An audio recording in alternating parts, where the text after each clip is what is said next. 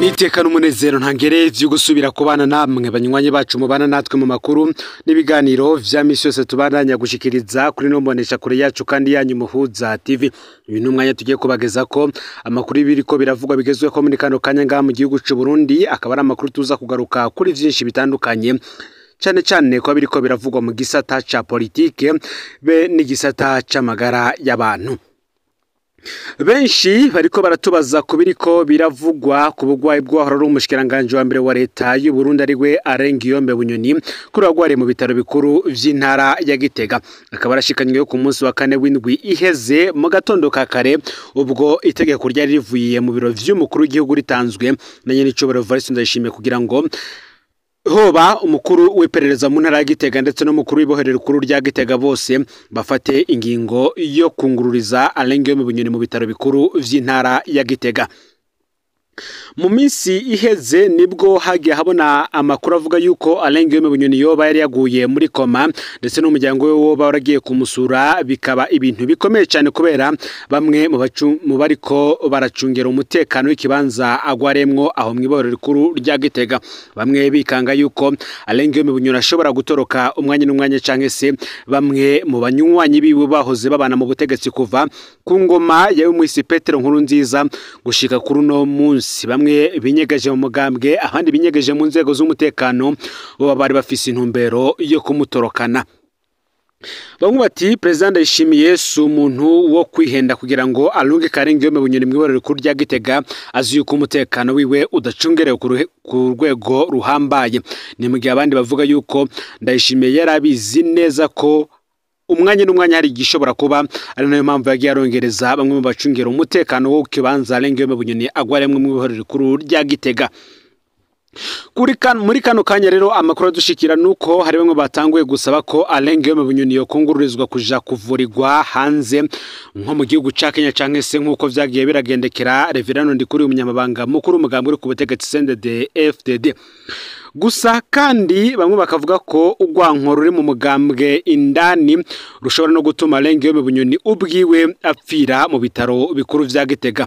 Bamwe bati Arengiyombe Bunyoni apfuye nta kibazo na kimwe kirimo kuko nawe yarahekuye myinshi mu miryango y'u Burundi gushika no ku muryango wiwe.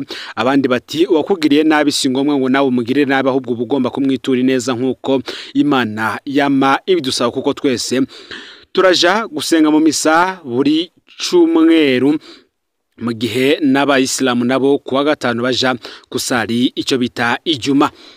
Benshi rero bakavuga ko ubu bugwayi bwa Arengiyombe Bunyoni bushobora n'ubundi kumuviramwo ikintu gikomeye cyane, kuko adashobora no kuzosubira, kuko bishoboka ko adashobora kuzosubira mu ibohero rikuru rya Gitega, ahubwo bashobora kuzotahana ikiziga. Bamwe bati bimeze bite rero? Iyo ni nkuru twari turiko turatohoza ko muri iyi minsi, kuko vyari bigoye kuronka amakuru yoba ayava mu bitarindani ibitaro bikuru vy'intara ya Gitega ndetse ayava mu bajyango n'ayava mu bacungera umutekano ku bitaro vy'intara ya Gitega ndetse n'amakuru ava mu mugambwe CNDD-FDD. Nimba hari ikintu ca mbere kigoye muri kano kanya no kuronka ku bantu bariko baravuga ku bugwayi bw'uyahora ari umushikiranganje wa mbere wa leta y'u Burundi yakoze mu nzego zitandukanye z'igihugu z'umutekano ndetse n'iziperereza ari wa Arengiyombe Bunyoni. Benshi barafise ubwoba bwo kumuvuga ko. Imbere yuko tubandaniza ku makuru duhejeje kuronka, reka tubabwire kimwe mu vyatangaje abantu cyane bagende kuco bise urumuri rw'amahoro. Buri mwaka urumuri rw'amahoro ruratemberezwa mu gihugu cyose, abategetsi bakaza kurutambira cyo kimwe na bamwe mu banywanyi ba CNDD-FDD. Amahoro ngo kirayazira. Muri munyonyi umwaka w'ibihumbi 2021 ibi impamvu mbizanye ni ukugira ngo twinjire neza muri iyi nkuru ya General Bunyoni. Muri munyonyi umwaka w'ibihumbi 2021 General Ndayishimiye na General Bunyoni baragihanye ribaye rya mbere n'irya nyuma. Hagati yaba amahoro yaraheze, umwe havuye aja mu migambi yo kwiba umupfumu w'uwundi, uwundi aca ararahira ko azomupfunga kugeza amushikanye kuzimu. Kugeza uyu munsi biriko biraba hagati yabo bagabo bahanye ico kintu n'akamaramaza. Ico bitura urumuri rw'amahoro catangujwe na President Nkurunziza mu mwaka w'ibihumbi 2006. Mu mwaka wakurikiye umugambwe wabo wigabuyemwo kabiri. Nkurunziza apfunga umukuru wa CNDD-FDD Hussein Rajabu abanje kumurementaniriza bavuga kumurementaniriza bavuga amahoro ariko abarutwaye bagahiga kugirira n'abandi abarundi batabona ibintu kumwe n'urumuri canke n'umwijima ngo ruzana amahoro canke rukomeza ugwanko. Benshi bakavuga ko urumuri rw'amahoro rutwara amafaranga menshi cyane kuko uyu mwaka rwongerewe miliyoni 300 ruzokoresha yose hamwe akaba imiliyoni 849 n'ibihumbi 700 vy'amarundi mu gihugu bagifise abanyeshuri biga bicaye hasi. Impamvu tuzanye iyi nkuru y'urumuri rw'amahoro reka bari dutangurira ko mu mwaka w'ibihumbi 2021 nibwo Perezida Evariste Ndayishimiye ndetse na General Bunyoni yari umushikiranganje wa mbere wiwe mu kiringo ciwe ca mbere cyatanguye mu mwaka muri ruhesha umwaka w'ibihumbi 2020 nibo ba mbere batanguje bahanye iki kintu bita urumuri rw'amahoro. Benshi bati kuvuga urumuri rw'amahoro ruhanahanywe hagati ya Perezida Evariste Ndayishimiye ndetse na General Bunyoni harabaye ikintu gitangaje cyane muri politike y'u Burundi gushika aho mwe wese ahiga kugirira uwundi nabi none umwe yapfungiye uwundi mwibaro rikuru rya Gitega gushika aho abereye umusazi akajanwa mu bitaro bikuru vy'intara ya Gitega. Alain Guillaume Bunyoni ahagwariye muri kano kanya ari mu bihe bitoroshe gushika naho abaganga b'abahinga nabo batanguye kubura ico bakora ku bugwayi bwiwe. Bamwe bakavuga yuko Alain Guillaume Bunyoni yo bari hagati y'urupfu n'ubuzima gusa igice kinini bakagihebera urupfu.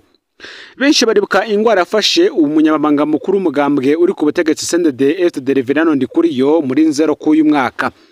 Harabaye ikintu kidasanzwe Reverano Ndikuriyo akikwa n'amagara ubwo bariko bategura igikorane cyabire mu ntara ya Ngozi cyari igikorane cy'umugambwe CNDD-FDD.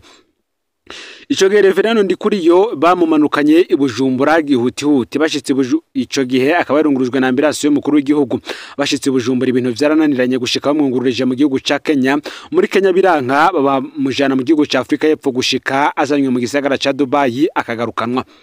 Imwe mu nkuru rero ihari nuko Alain Guillaume Bunyoni hari bamwe bipfuza yuko yoja kuvurizwa hanze, abandi bakavuga ko umunyororo ataburenganzira nabumwe afise. Abandi bati nubwo ari umunyororo ariko twaracanye mu bihe bitoroshe aho mu rugamba tukiri umarisende de FTD gushika tubaye umugambwe tugashika ku butegetsi mu mwaka w'ibihumbi 2025 muranunge w'ibihumbi 2025 ubutegetsi tumaze ko imyaka 20. Abandi bati cira birarura Alain Guillaume Bunyoni yarahemutse n'umwangushi nawe nahanwe kimwe n'abandi nafatwe kimwe n'abandi banyororo.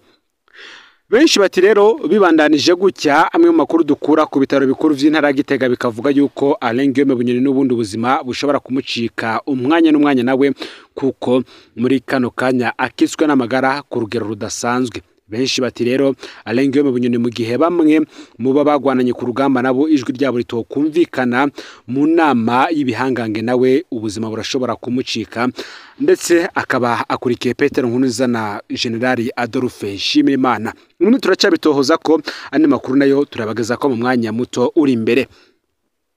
Nimugiye kugenekerezo 15 gitugutu uyu mwaka w'ibihumbi 2025 uwo bita Kenny Claude Nduwimana nanone yarayaburanye icaha cagarutse bushasha. Bamwe bati ubutungane bwo Burundi ni gitangaza nkuko vyagiye birashikirizwa ku magogwa y'umumenyesha makuru Kenny Claude Nduwimana. Benshi baza uzomutabara inyuma yo kurangiza umunyororo yaciriwe bikanka ko ari kugwa yasubijwe kuburana. Amakuru dushikira nuko uyu yahoze ari umumenyesha makuru yegera intwara CNDD-FDD yarengukijwe muri Cour d'appel y'Ibujumbura kugira asubire kuburana gushika ubu akaba ari naho ari yiteguriye gusubira kuburanishwa. Kwigenekerezo ya 14 gitugutu uyu mwaka w'ibihumbi 2025 umumenyesha makuru Kenny Claude Nduwimana yararengukijwe imbere ya Cour d'appel ya Bujumbura mail. Igitangaje Ministère Public yaje yagirizwa umumenyesha makuru icaca mbere cyo gutuka inzego no guhungabanya umutekano w'igihugu akavuga ko ari ubutumwa bwanditswe na Medard Muhiza aba Kenny Claude Nduwimana ngo abushire ku rubuga muri telefone atuka intwaza ngo mu gipolisi Colonel de Police Innocent Alfred azwi cyane ku izina rya Museremu. Abacamanza bari bashashe muri urwo rubanza basiguye ko ico cyaco gutuga inzego yagihaniwe akakirihira n'ihadabu ne cyaco guhungabanya umutekano w'igihugu yacejejwe kuko atabimenyetso vyemeza ico cyaha. Ubona ko ata telefone canke imashini vya Kenny Claude Nduwimana vyigeze vyerekanwa.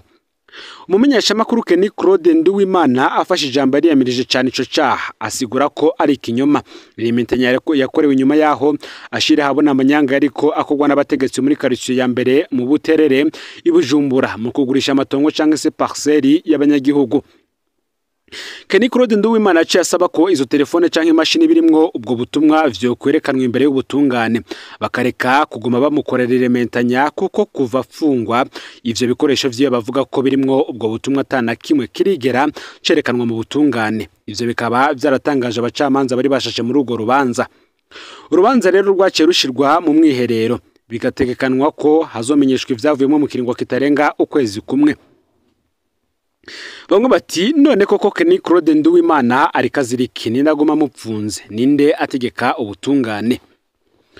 Umumenyeshamakuru yahoze yegereye CNDD-FDD ariko agowe ayikivumvu atacazira ikimenyetso cy'ukuntu ubutungane butigenga.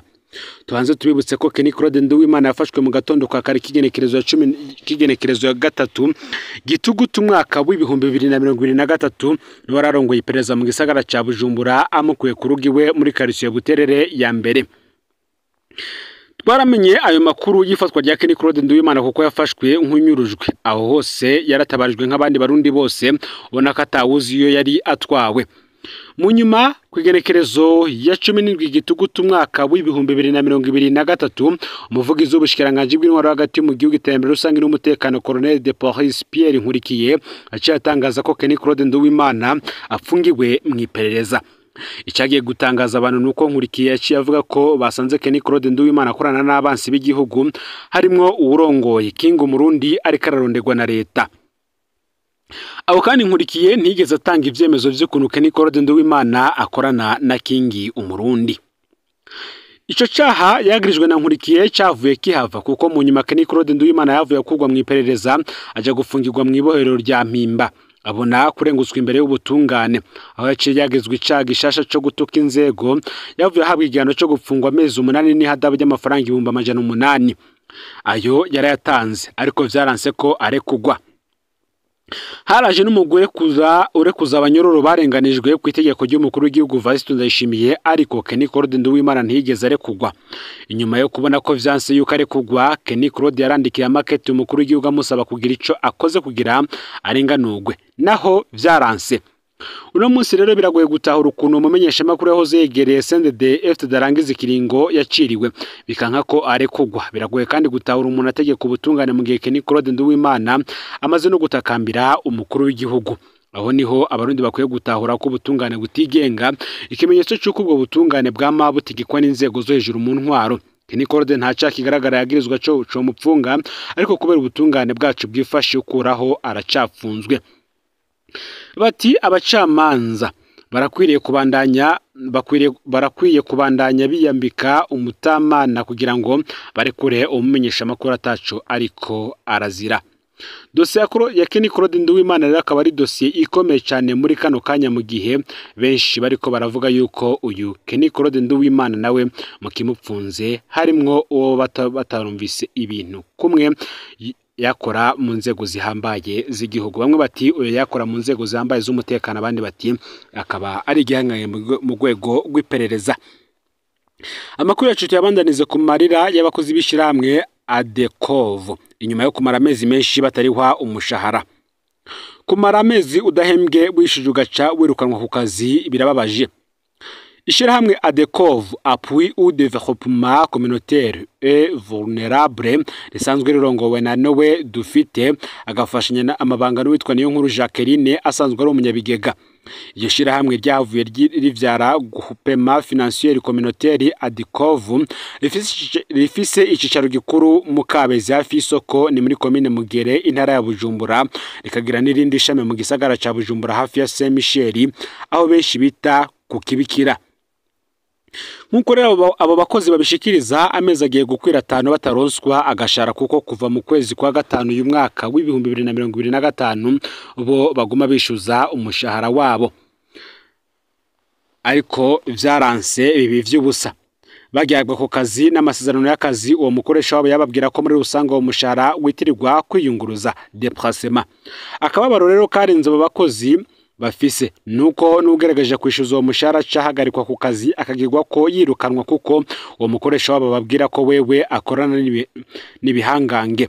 Gushika ubu hari abakozi bashika 200 bamaze kwirukanwa muri ubwo buryo.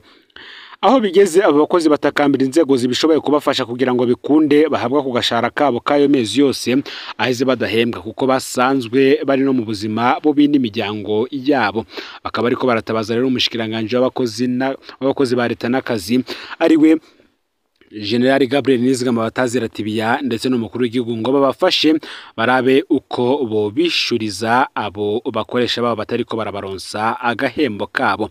Ngo rero amakuru yaragizwe ko muri kano kanya ufyonde subscribe canke sabone ni utarafyonda ko kugira ngo tujucikanwa nadushikiriza usangize kandi n'amakuru bagenza aho bari bose kugira ngo nabo baje baramu bambere bashikirwa n'abiriko biravugwa bigezwe ko nga mu gihugu c'u Burundi hanze imbebe z'igihugu c'u Burundi ndetse no makungu yakure.